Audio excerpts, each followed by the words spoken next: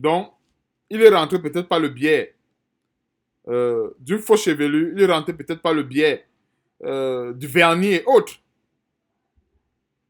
Dieu dit, afin que tu ne sois pas comme cette chose. En fait, il y a une liaison spirituelle qui s'établit de facto entre les choses abominables que nous abhorrons ou bien que nous introduisons dans nos maisons et l'esprit que nous avons. C'est que c'est l'esprit de Satan qui est derrière. On va terminer avec Saül. Nous allons terminer avec l'histoire de Saül. Et Saül, ici, l'exemple de Saül, c'est l'image des faux chrétiens et des vrais faux chrétiens. Saül, ici, incarnait l'esprit du faux chrétien. Saül, le roi Saül. Parce que n'oublions pas, dans Apocalypse chapitre 1 verset 6, il est écrit quoi? Et qu'on va me dire, c'était un roi. Quand nous méditons la parole de Dieu dans l'Ancienne Alliance, nous devons toujours faire une petite correspondance avec la Nouvelle Alliance pour mieux comprendre la révélation. Apocalypse chapitre 1, verset 6, c'est le Seigneur Jésus-Christ qui parle. C'est le Seigneur Jésus-Christ qui a fait toute cette œuvre-là. Qui a fait de nous un royaume de sacrificateurs pour Dieu son Père, à lui soit la gloire et la puissance au siècle des siècles. Amen. Donc nous sommes tous des sacrificateurs parce que nous sommes censés apporter nos sacrifices à Dieu. Alors voici Saül qui devait dévouer un peuple par interdit. Et dévouer par interdit, c'était un sacrifice également qu'il devait apporter à Dieu. Parce qu'il fallait dévouer par interdit, il devait frapper Amalek. Amalek, c'est l'image du péché. Amalek, c'est l'image du péché. Et frapper Amalek aujourd'hui, c'est crucifier notre chair. Il ne faut pas regarder Amalek à la plus petite dimension, qui est le Amalek extérieur. J'appelle ça le Amalek à la plus petite dimension et à la dernière dimension. Le Seigneur Jésus-Christ nous a enseigné sur le Amalek intérieur qui est le plus grand Amalek qu'il faut abattre, qui est notre chair. Il n'y a pas plus grand ennemi du chrétien que sa chair. Il n'y en a pas. C'est le sommet. C'est pour ça que la plupart des chrétiens rebelles passent le temps à encenser leur chair avec les choses abominables. À mettre sur leur chair tout ce qui est abominable. C'est pas pour rien. Ils passent le temps à comment dirais-je, à entretenir Amalek au lieu de le détruire. Nous avons pour mission de détruire Amalek et non de l'entretenir comme on va voir le cas de Saül. Entretenir Amalek, c'est de faire quoi? S'efforcer à briser notre chair devant Dieu. Non, je voulais dire... j'ai fait un lapsus. Je voulais dire... briser Amalek, dévouer par interdit Amalek, correspond à faire quoi? S'efforcer à briser notre chair.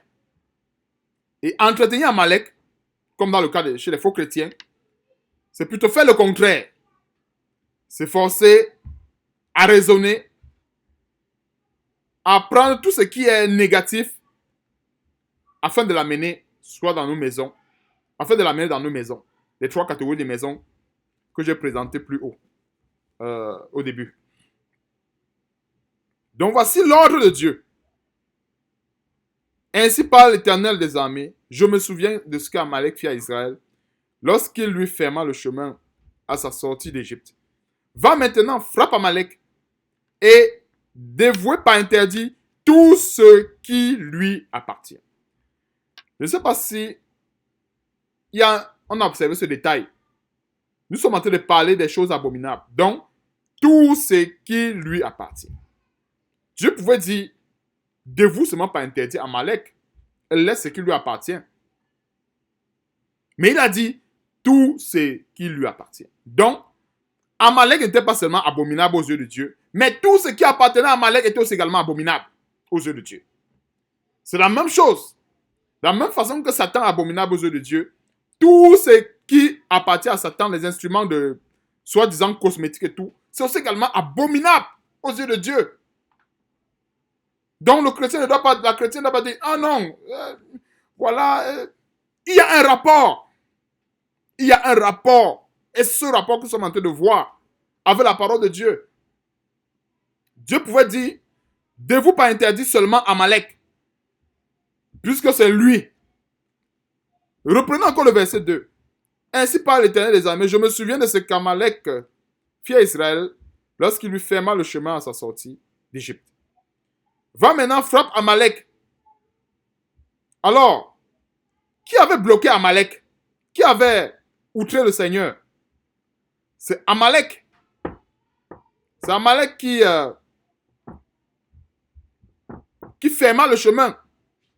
Ce ne sont pas les choses qui ont fermé le chemin aux enfants d'Israël lorsqu'il lui ferma le chemin à son sortie d'Égypte. Donc c'est Amalek qui a été un pied d'achoppement à Dieu et à son peuple. C'est Amalek. Ce ne sont pas les choses d'Amalek. Il faut qu'on le comprenne. Ce ne sont pas les choses d'Amalek. Mais c'est Amalek. Alors, quand il faut dévouer par interdire Amalek, si Dieu, en fait, la plupart des soi-disant chrétiens aujourd'hui allaient dire, ok, moi je vais seulement dévouer par interdire Amalek parce que c'est lui qui a fermé le chemin aux enfants d'Israël et je laisse ces choses. Ces choses n'ont rien fait. Son troupeau a fait quoi? Hein? Est-ce que son bœuf était là? Est-ce que son âne était là? Est-ce que sa chaise était là? Est-ce que son canapé était là? Moi, je veux seulement dévouer par interdire Amalek, un point, un trait. Non, ça, c'est la justice selon les hommes. Ça, c'est selon les hommes. Si c'était selon les hommes, les hommes devraient se limiter simplement à Amalek. En disant que ces choses, on laisse ces choses, on n'inclut pas ces choses parmi... en fait, son canapé n'était pas là. Il n'a pas utilisé son canapé pour fermer le chemin aux enfants d'Israël. Il n'a pas utilisé, par exemple, son lit pour fermer le chemin. Mais c'est lui qui a fait. Donc je vais me concentrer seulement sur Amalek. Dieu dit, de vous pas interdire Amalek et, conjonction de coordination, tout ce qui lui appartient. Et regardons comment est-ce que la parole de Dieu s'agence. Nous voyons encore ici, Deutéronome chapitre 7, verset 26. C'est parce que Dieu ne voulait pas se mélanger avec la souillure. Dieu avait dit, tu n'introduiras point chez toi quelque chose d'abominable. Dieu ne pouvait pas donner un pays en possession à son peuple et parmi ce peuple-là, il y a encore des choses abominables. Voilà pourquoi il fallait dévouer par interdit les choses abominables. Cela revient à dire quoi aujourd'hui? Dévouer par interdit les choses abominables revient à sacrifier tout ce qui est abominable dans ce monde. C'est pour ça qu'on ne doit se mêler ni de près ni de loin à tout ce qui est abominable. Sinon, on va devenir comme ces choses. Il y a beaucoup de chrétiens qui ont bien commencé. Mais parce qu'ils ont commencé à admettre que non, la fausse chevelure, ce n'est pas grave. Ils ont commencé à étendre le un pied dehors petit à petit. Parce qu'on dit souvent que ce n'est pas bien d'être un chrétien, un pied dedans, un pied dehors. Voici la conséquence. On a un pied dedans, mais on a tout un pied dehors. Après on dit, mais si elle met encore les faux cheveux, est-ce qu'elle n'est pas chrétienne? Si elle met encore ceci, est-ce que... Ah, voilà. Comment dire, non, les faux cheveux, ce n'est pas grave.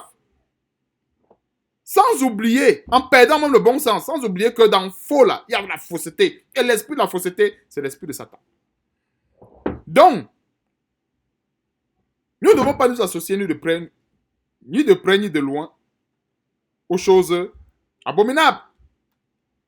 Et je vais résumer un peu l'histoire, vu les contraintes des temps, pour que ça ne soit pas long. Nous connaissons tous cette histoire.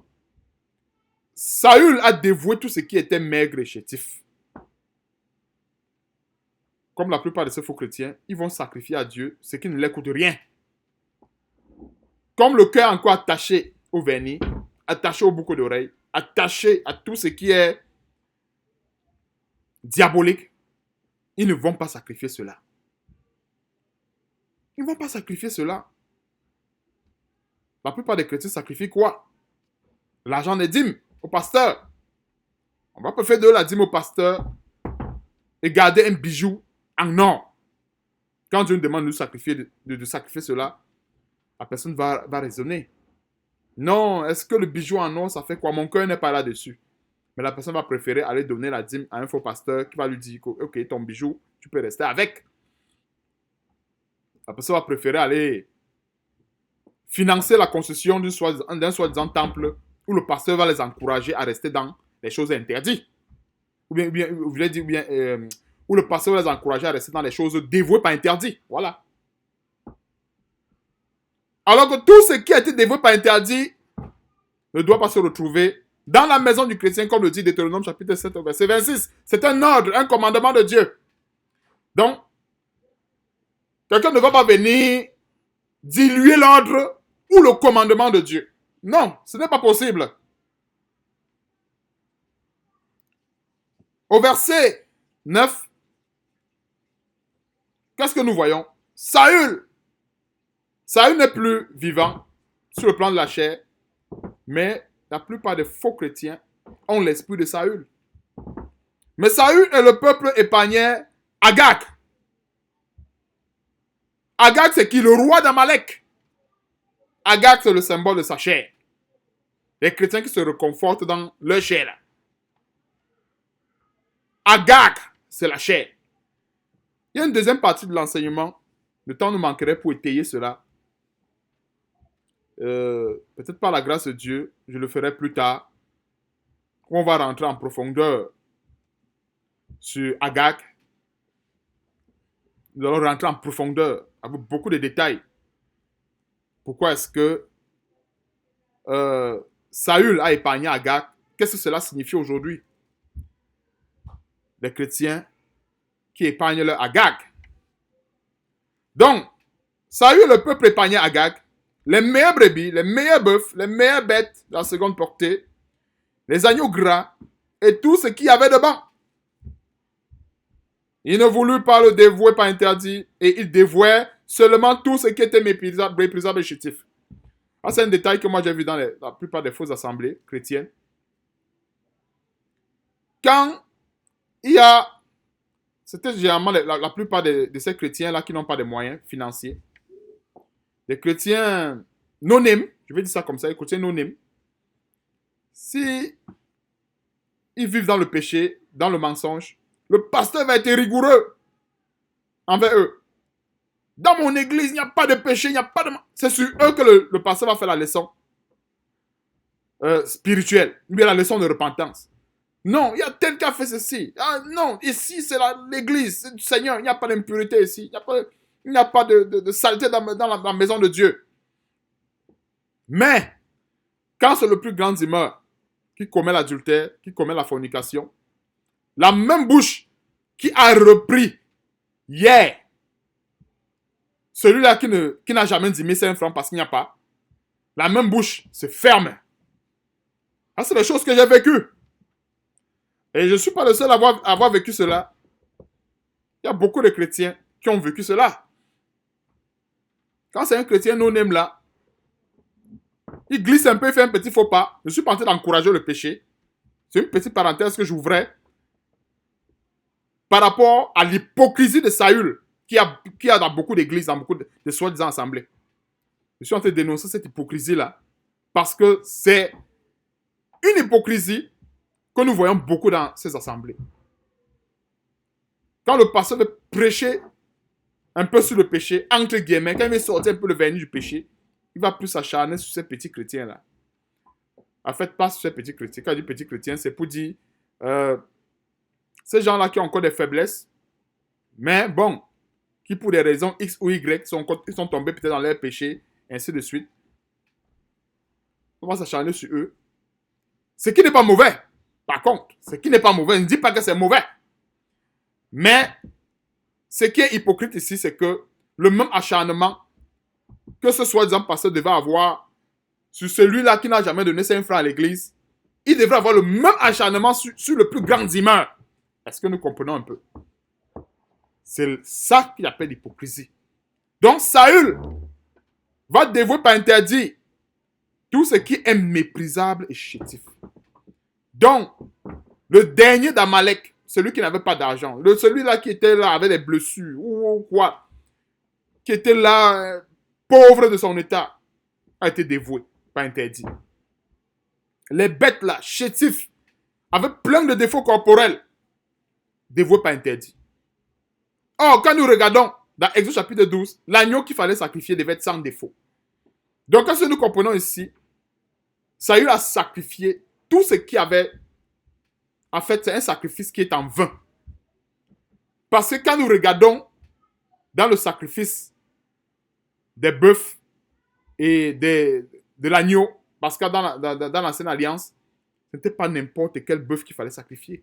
L'animal devait être sans tache, sans défaut, et ainsi de suite. Parce que c'est l'image de notre Seigneur Jésus-Christ. Mais Saül est allé sacrifier quoi? Tout ce qui était méprisable et chétif. Il allait donner un sacrifice qui ne coûtait rien.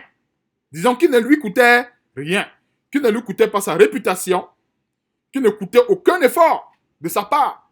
C'était facile de le sacrifier. Maintenant, ce qui coûtait quelque chose, il ne l'a pas fait. En commençant par qui? Agag. Agag, c'est la chair. Le premier sacrifice que nous devons donner à Dieu. Et le plus grand sacrifice, c'est le sacrifice de notre chair. C'est lui qui est Agag. C'est lui, le premier Amalek. Il n'y a pas plus grand Agag que la chair du chrétien. Le plus grand Agag à sacrifier, c'est notre chair. Ce n'est pas se lever, dire que tel a péché, tel a péché, tel a péché. Non. Le premier Agag, le premier Amalek qu'il faut dévouer par interdit, c'est d'abord notre chair. Et quand nous l'avons dévoué par interdit, on continue le travail. Alors, verset 32, c'est Samuel qui vient corriger l'erreur de Saül en lui montrant que, en fait, le travail que tu as fait est néant. Tu ne peux pas dire que tu donnes un sacrifice à Dieu. Tu donnes ce qui est chétif. Et ce que Dieu attendait même, tu laisses. Au verset 32, puis Amalek dit, amenez-moi Agag, roi d'Amalek. Et Agag s'avança vers lui d'un air joyeux. Il disait certainement l'amertume de la mort est passée. Samuel dit, de même que ton épée a privé des enfants, des femmes de leurs enfants, ainsi ta mère d'entre les femmes sera privée d'un fils. Et Samuel mit Agag en pièces devant l'Éternel à Gilgal. Voilà comment Samuel a traité le roi d'Amalek, Agag. Et alors au verset 28, au verset 18, excusez-moi, de 1 Samuel chapitre 15, nous sommes toujours dans 1 Samuel. L'Éternel, ça c'est Samuel qui rappelle l'ordre de Dieu. Notons que c'est l'ordre. Un ordre, on ne discute pas. Quand un général dit, va faire telle chose, on ne peut pas choisir ce qu'il faut faire. Non. On ne peut pas choisir. On ne choisit pas. C'est encore mieux de faire comme Ézéchiel. Je vous une petite parenthèse. Et concernant l'histoire d'Ézéchiel, il y a beaucoup de révélations. On y reviendra dans peut-être, si Dieu le veut, dans un autre enseignement. Où Dieu avait donné, où Dieu voulait donner de cuire son pain sur des excréments humains. Il a dit à Dieu, je n'ai jamais mangé ce qui est de souillé. Et Dieu a dit, au lieu des excréments humains, je te donne les excréments de bœuf. Tout à fait normal. Parce que les excréments humains, c'était l'image de la souillure. Tandis que les excréments de bœuf, c'est l'image de la pureté. Je ferme rapidement la parenthèse parce qu'il y a beaucoup de révélations qui s'y attachent. Derrière, le temps me manquerait pour étayer tous ces détails. Ici, présentement. Peut-être si Dieu le veut, on va vraiment ouvrir une grande parenthèse là-dessus. Et nous comprenons que c'est à tort et à travers que la plupart de ces soi-disant serviteurs aujourd'hui se font appeler prophètes, à tort et à travers. Un grand prophète tel qu'Ézéchiel devait cuire son pain sur les excréments de bœuf au lieu des excréments humains. C'est Dieu qui l'a dit, parce qu'il a rappelé à Dieu sa parole. Non, je n'ai jamais consommé ce qu'il y a de souillé. Dieu a dit, ok, je vais te donner les excréments de bœuf au lieu des excréments humains. Il pouvait faire comme Saül. Ézéchiel pouvait dire, ok, moi là, je crois que je suis tellement élevé. Qu'est-ce que j'ai même fait de mal? C'est vrai, je suis prophète, je suis chargé d'annoncer la justice de Dieu à ce peuple. Mais est-ce que j'ai péché comme eux pour consommer les excréments humains? Je dois peut-être cuire mon pain sur les excréments de bœuf au lieu des excréments humains. Non. Il a plutôt rappelé à son général. Ça ne veut pas dire que, même Dieu lui dit qu'il faut lui rappeler sa parole. Hein. Quand nous méditons la parole de Dieu, quand nous prions avec la parole de Dieu, nous rappelons. Ça ne veut pas dire que Dieu est tellement faible qu'il oublie sa parole. Quand j'essaie d'éclaircir les détails, ça fait partie de notre vie spirituelle. Nous avons ce devoir de rappeler à Dieu sa parole. Ézéchiel l'a fait. Il a rappelé à Dieu sa parole et Dieu a dit, ok, je vais te donner les excréments de bœuf et non les excréments humains. En d'autres termes, comme Dieu avait dit, je veux rendre ton front dur comme le roc. Je veux opposer ton front à leur front. Ça rentrait, en fait, dans la formation du prophète Ézéchiel. Le pain qui devait cuire sur les excréments de bœuf devait contribuer à endurcir son front. Et c'est parce qu'on comprend ce grand détail. À l'époque, moi, je n'avais pas compris ce grand détail. Le pain qui devait cuire sur les excréments de bœuf au lieu des excréments humains devrait contribuer à endurcir ton front à tel enseigne qui devait le poser à ceux d'Israël qui étaient une famille de rebelles. Dieu pouvait dire, ok, toi tu vas consommer des saucisses, de veau gras, parce que tu n'as rien fait. Mais eux là, comme sont les pécheurs, ils vont consommer les excréments humains. Dieu a dit non. Tu vas consommer les excréments de bœuf. Parce que par rapport aux excréments humains, l'autre là est pur. Il dit, mais par rapport aux excréments humains. Parce qu'il y a une dérivée directe des excréments et ce que nous consommons. Parce que les excréments, c'est une dérivée de la nourriture que nous avons consommée. Alors, si on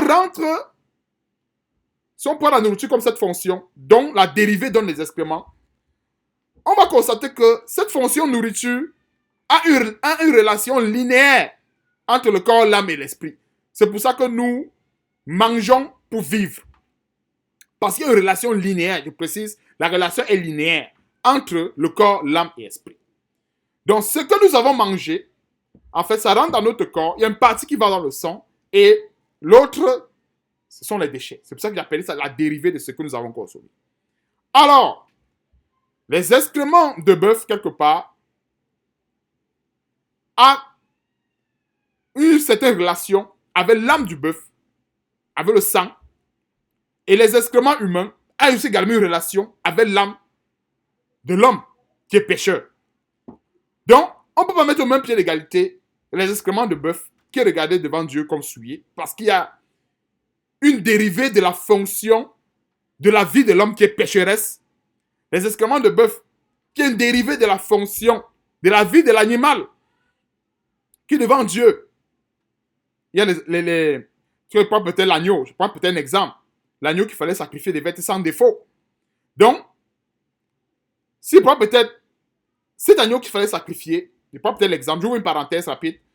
L'agneau qu'il fallait sacrifier, ces excréments, en fait, dans cette dérivée, je veux trouver de la pureté. Mais le fait que ça reste les excréments, ça demeure quelque chose quand même de difficile. Ça demeure une preuve pour rendre le front du serviteur de Dieu dur. Parce que Dieu sait que on ne peut pas opposer son front au front d'un peuple qu'on veut ramener de la souillure si on n'expérimente pas les difficultés. Dieu le sait, c'est une logique. On ne peut pas prêcher si on ne donne pas d'exemple. Est-ce que nous comprenons un peu? Donc voilà un peu. Dieu a même voulu que je donne rapidement les révélations qui se cachent derrière ces excréments. Pourquoi est-ce que Dieu l'a voulu ainsi? Alors, retournons dans 1 Samuel chapitre 15, où nous voyons Saül qui devait dévouer par interdit, par ordre de Dieu bien sûr, Amalek et tout ce qui lui appartenait. Il est parti dévouer ce qui est maigre, ce qui ne lui coûtait rien. Or, c'est comme la plupart des chrétiens font aujourd'hui, la plupart des faux pasteurs. Ils font semblant de dénoncer Satan. Ils font semblant de dénoncer Satan. Et pourtant, leur femme, déjà même le faux pasteur, lui s'épile. Ou le faux pasteur a un parfum diabolique sur son corps. Et dans leur église, ils organisent des veillées de prière où le thème, c'est de détruire les œuvres des ténèbres. Et dans cette veillée de prière, ils sont là avec leurs épouses. Son épouse est là, avec les faux cils, faux cheveux. Elle prie, c'est elle qui anime même la prière. Elle élève même les mains, c'est les faux ongles, le vernis. Et le thème de la prière, c'est quoi? Détruire les autels de Satan. Oubliant qu'elle a l'autel de Satan même, le vrai autel, est sur son corps. Je précise le vrai autel. C'est sur son corps. Parce qu'il y a une relation directe entre la fausse chevelure qu'elle a sur la tête et l'autel diabolique qu'elle veut détruire. Ou bien qu'elle et son mari veulent détruire. Ou bien qu'ils font semblant de détruire. Ce qu'ils sont en train de faire, ils sont en train de faire le travail de Saül. C'est le travail de Saül. Et Satan se moque quand il regarde comme ça, il rit. Il rit, il va danser avec eux. Parce que Satan sait que ces gens-là font le travail de Saül. Ils prétendent combattre les œuvres des ténèbres, mais ils ont encore les choses dévouées par interdit, que ce soit sur eux, dans leur maison. En fait, les choses dévouées par interdit, comme on venait de voir tantôt, se retrouvent dans leur église, dans leur maison, qui est le temple de Dieu, se retrouvent même aussi également dans leur propre maison, là où ils habitent.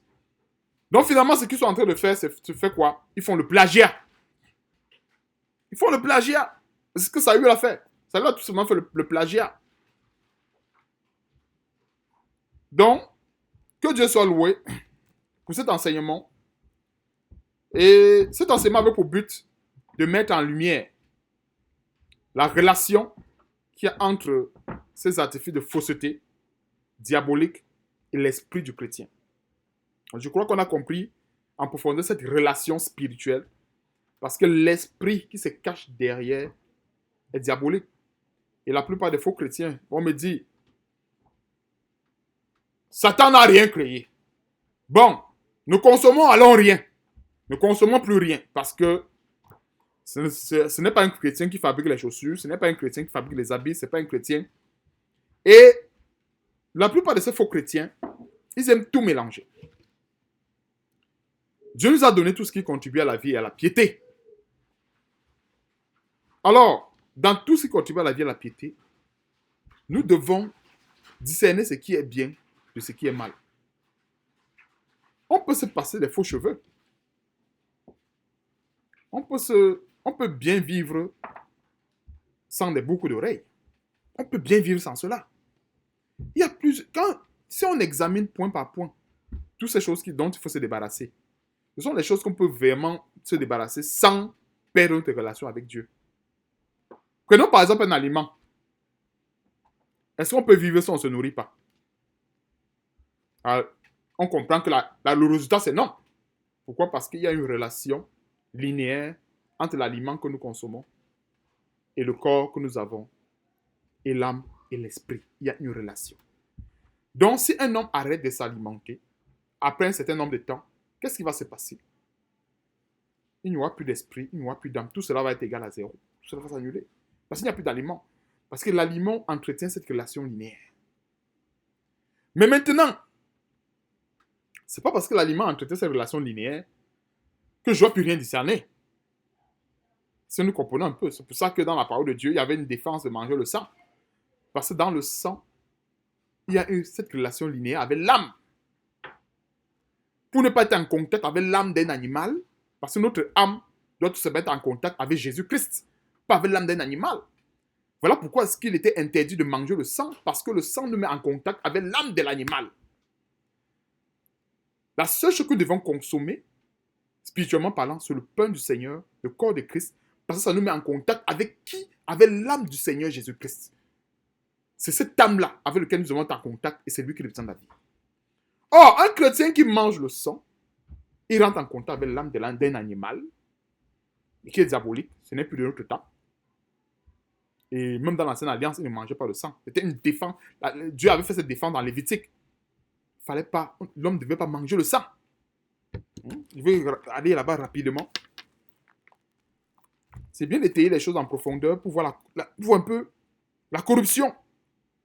Lévitique chapitre 17, verset 10. Si un homme de la maison d'Israël ou des étrangers qui séjournent au milieu de vous mange du sang d'une espèce quelconque, je tournerai ma face contre lui, celui qui mange le sang, et je le retrancherai du milieu de son peuple. Donc, il y avait regarde la relation linéaire. Explication. Verset 11. Car l'âme de la chair est dans le sang. Donc, déjà, avec le verset 11, Dieu n'avait pas voulu que l'homme mange le sang parce que l'âme de la chair est dans le sang. Donc, celui qui mange le sang rentre en contact avec l'âme de la chair. C'est le sang de la poule. La personne rentre en contact avec l'âme de la poule, ou l'âme du coq, ou l'âme du bœuf, l'âme du porc. Or, nous devons tout simplement être en contact avec l'âme de qui? L'âme du Seigneur et Sauveur Jésus-Christ. On doit seulement être en contact avec son âme. C'est pour cela que, voilà que notre révélation qui se cache derrière le pain spirituel que nous consommons. Quand nous consommons ce pain et que nous buvons ce vin, nous entrons en contact avec l'âme du Seigneur. Donc, voilà en quelque sorte la corruption sur le plan des objets. Parce qu'on a très souvent parlé de la corruption sur le plan du matériel. Mais la corruption sur le plan des objets, c'est aussi également dangereux. Parce que nous rentrons en contact avec l'esprit de Satan. Et c'est pour cela que, comme la mise en garde disait dans Deutéronome 7, verset 26, de peur que tu ne sois, comment un chrétien peut courir le risque de devenir faux chrétien? Comment? Imaginons, prenons un exemple palpable.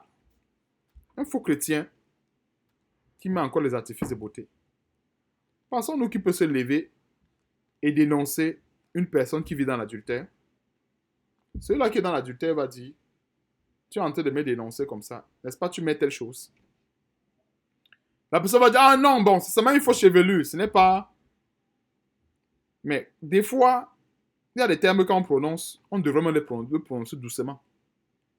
Fausse chevelure, ou habit sexy, ou habit de séduction. Un chrétien ou une chrétienne qui prie dans sa maison, Dieu épargne-moi de la séduction. Mais comment un chrétien peut prier, épargne-moi de la séduction, et c'est ce chrétien qui va acheter les habits sexy, y compris les sous-vêtements sexy, parce que je vais séduire mon mari et tout. En oubliant que quand il dit que je vais séduire, c'est la séduction. Beaucoup pensent que non, comme c'est une relation intime, tout est permis. Ah. Détrompons-nous. Je n'ai pas dit détrompez-vous, mais détrompons-nous. Parce que nous sommes mariés et la Bible dit que le lit conjugal soit exempt de tout souillure. C'est pas parce que c'est le lit conjugal, on peut légalement connaître nos épouses sur le plan sexuel, qu'il faut abhorrer les instruments de Satan, de séduction, pour pouvoir y arriver. On dit que non, mon mari aime tel vêtement parce que ça le prépare correctement, ça l'allume. J'essaie d'utiliser les mots, l'euphémisme, que si jamais une personne qui n'est pas très affermie écoute la vidéo, que ça ne puisse pas le scandaliser. Donc, telle femme va dire non, je mets ceci parce que mon mari aime ça le séduit et tout ça, voilà. Non. L'esprit qu'il y a derrière ce sexy que tu as mis là, ce sous-vêtement que tu as mis là, et cet esprit-là que tu as amené dans la maison. Parce qu'en réalité, pour tout véritable chrétien, la nudité des uns des autres devrait être suffisant pour tout allumer. Ça devrait être suffisant. Maintenant, on dit qu'il faut avoir autre chose pour avoir ce que j'appelle la nudité artificielle. Merci Seigneur pour ce mot. Ça, c'est des mots que c'est seulement le Seigneur qui nous le donne. Par révélation. Vous ne savez même pas qu'il y a ce qu'on appelle la nudité artificielle. C'est-à-dire la nudité naturelle et la nudité artificielle. Satan a vendu ce que j'appelle la nudité artificielle. C'est quoi la nudité artificielle?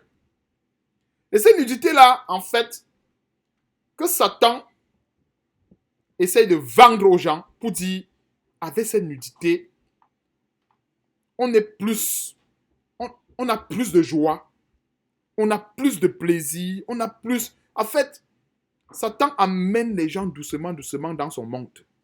Et même la plupart des chrétiens, Satan les amène là-dedans. Il va dire, oh non, tu sais, oui, comment raisonner? Non, ça c'est la nudité artificielle.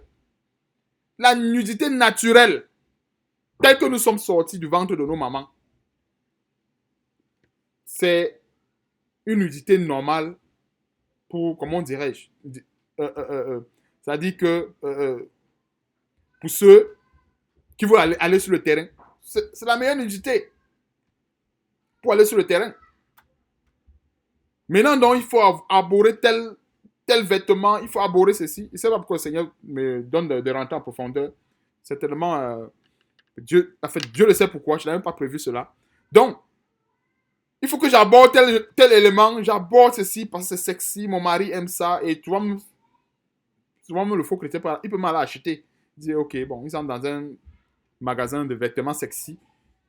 Il dit que oui, bon, l'autre là, c'est à l'intérieur, personne ne voit. Mais Dieu voit. La Bible dit que le lit conjugal soit exempt de tout souillure. Ce n'est pas seulement l'adultère qui peut souiller. Même les objets qu'on amène, qu'on met ce soir, ça peut souiller. C'est maintenant aussi également que je comprends la révélation. Donc Dieu a bien voulu qu'on rentre en profondeur dans ces objets abominables. Or, il vient de prier en disant, Seigneur, épargne-moi, épargne de la séduction, épargne de la tentation. Alors le même chrétien est parti acheter un élément de séduction pour ramener dans son foyer, soi-disant pour dire que non, avec ça, ça les prépare mieux, ça les met plus en forme pour le sport. Non. Nous devons nous habituer, comme Ézéchiel, je reviens encore sur l'image d'Ézéchiel, nous devons nous habituer à cuire figurativement parlant. Je parle de figurativement parlant. Nous devons nous habituer à cuire figurativement parlant nos pains sur des excréments de bœuf et non sur des excréments humains. Encore une fois de plus, une révélation derrière ces deux termes. Les excréments humains, c'est toute cette saleté des hommes là. Tout ce que les hommes voient de beau, de meilleur, d'excellent. Ça, c'est ce qu'ils appellent les excréments humains. Les excréments de bœuf, c'est tout ce qui mérite l'approbation du Seigneur. Nous devons apprendre à cuire notre pain là-dessus, sur les excréments de bœuf. Et ce n'est pas facile. C'est difficile de cuire son pain sur les excréments de bœuf. Parce que beaucoup vont trouver qu'on est bizarre. Beaucoup vont trouver que non, il exagère. Vraiment, on va me dire qu'il manque de romantisme et tout. Parce que Satan, encore une fois, a enseigné, a inclus même dans les romances, la nudité artificielle. C'est-à-dire cette nudité-là, en fait, qui n'est plus naturelle, comme on est sorti du ventre de nos mamans, mais une nudité qui est corrompue avec les autres objets. C'est-à-dire Satan a été inspiré de fabriquer des objets pour dire, ok, je vais mettre ceci. Quand tu vas mettre ça, il va observer telle chose, il va voir ceci. Là, ça va l'attirer. Voilà la nudité artificielle.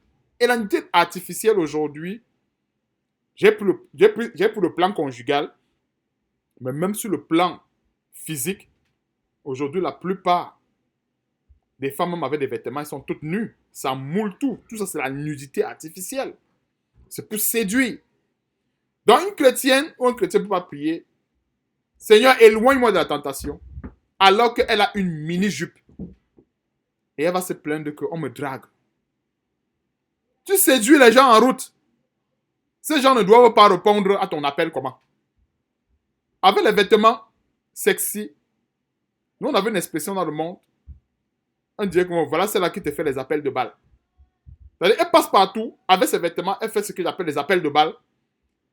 Et maintenant, celui qui a reçu l'appel de balle, lorsqu'il envoie le ballon, pour qu'ils jouent ensemble, elle dit non. Pourquoi est-ce qu'il m'envoie le ballon?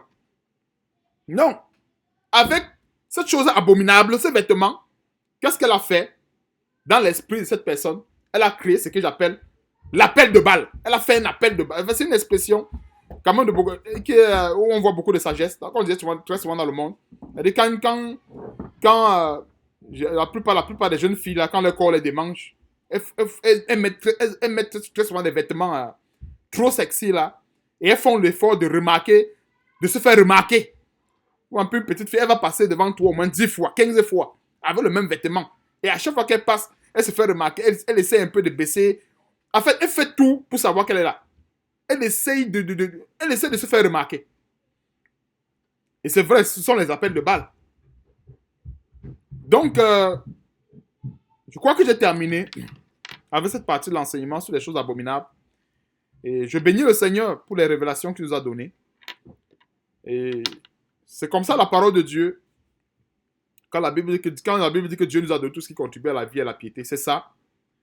Nous devons savoir que les choses abominables, il y en a parmi nous. C'est pour ça que Dieu nous a donné des exemples concrets. On va parler des choses abominables et puis le chrétien ne sait même pas ce que c'est qu'une chose abominable. C'est ça. C'est ça une chose abominable. Nous avons ce devoir de fermer la porte aux choses abominables. D'autres vont fermer la porte. Quand ils vont être devant l'assemblée, ils vont avoir le voile pour les femmes. C'est une bonne chose. Être couverte jusqu'en bas, c'est une bonne chose. Mais dans leur intimité avec leur mari, on a un sexy. On voit que, parce qu'on juge que non, je veux avoir ce sexy parce que ça l'attire mieux. Ou bien que ça met plus du sel. Oubliant que ce sexy, comme son nom l'indique, c'est une chose qui est abominable. Donc, que Dieu soit là pour cet enseignement et qu'il nous donne de mettre cela en pratique afin de ne pas être comme ces choses abominables, c'est-à-dire séduit, afin de ne pas être éloigné de Dieu, afin de ne pas être sur le chemin de l'interdiction. Donc, que Dieu soit loué. Je vais donc prier et puis plaise à Dieu un autre enseignement, si Dieu le veut bien. Éternel Dieu, nous te bénissons, nous te rendons grâce, Seigneur, pour cet enseignement que tu nous as donné sur les choses abominables que nous ne devons pas faire introduire dans nos maisons. Nous voulons te bénir sur la portée de cet enseignement et sur les révélations aussi également que tu nous as données durant cet enseignement. Donne-nous surtout de ne pas être les auditeurs oublieux. Et nous voulons encore une fois de plus te bénir pour l'impact et la portée que cela aura dans les cœurs. Donne-nous de nous sanctifier davantage et de nous purifier et de veiller à ce que nos maisons, ces maisons, encore une fois de plus, comme nous avons vu tantôt, maisons spirituelles, maisons physiques, soient exemptes de toute souillure. Donne-nous de veiller là-dessus, parce que par nos propres forces, nous ne pouvons rien. Il n'y a que toi seul qui peux nous aider à accomplir cette tâche parfaitement. Merci Seigneur d'être notre sagesse et notre consolation. Et surtout, que la gloire et l'honneur te reviennent en toutes choses dans nos vies. Et c'est dans le nom puissant de notre Seigneur Sauveur Jésus-Christ que je t'ai ainsi prié. Amen. Donc, plaise à Dieu une prochaine fois pour une autre vidéo. On va se dire à la prochaine. Bye bye. Portez-vous bien par la grâce de Dieu. Que le Seigneur Jésus-Christ et Dieu, notre Père céleste, continue de nous remplir de sa parole. Amen. Bye bye.